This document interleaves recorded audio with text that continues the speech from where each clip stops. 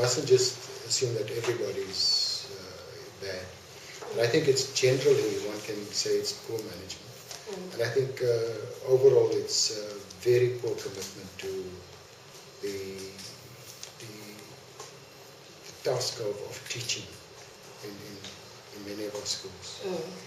I think it's quite obvious that, look, people can complain about lack of resources, which I think is in many cases a justifiable complaint.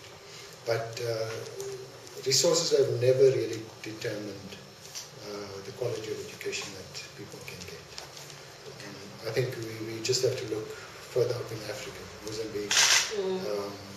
Many African countries do a lot better than we do, and with far fewer resources. So I think it's a combination of poor commitment to the task of teaching and the leadership. Leadership. And now, if you were to say, give us a sentence and say, and these children, the very same children, are the ones that are being most disadvantaged, because it's our children in the township schools and the rural schools that are affected by most of the bad leadership and the lack of commitment in teachers that you mentioned, and also with the public servant strike, which should have ended, but it seems parts of it is still continuing. Now it's these children whom also form the greater part of the number of matrics, because they're over 60% or so, hey? And what can be done for them, because it's getting to a point now where it's looking very, very sad. It is.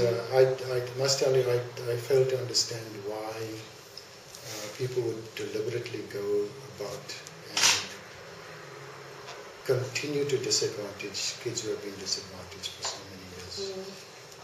I made the point when I first spoke to the senior managers here that I think what we're doing is worse than apartheid has ever done.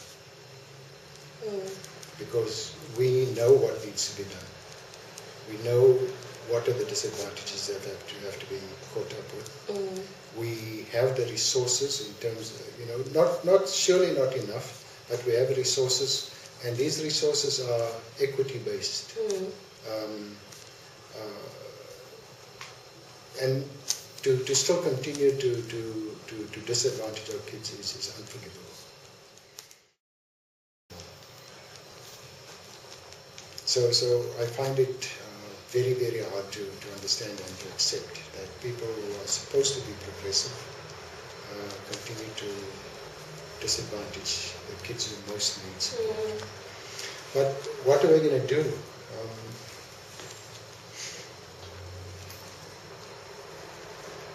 Look, I think on a regular basis we have this department, as do the other 9 provinces.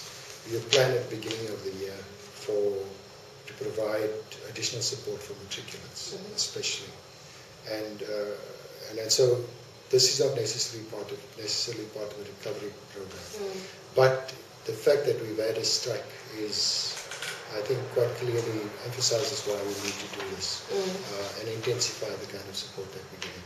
So the summer camps, the weekend classes, after school classes, all of these are attempts at trying to mediate the impact of the strike.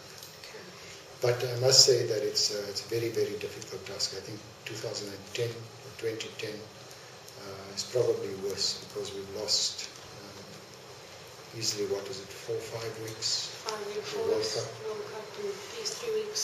Plus this strike, I think, makes things very, very difficult. But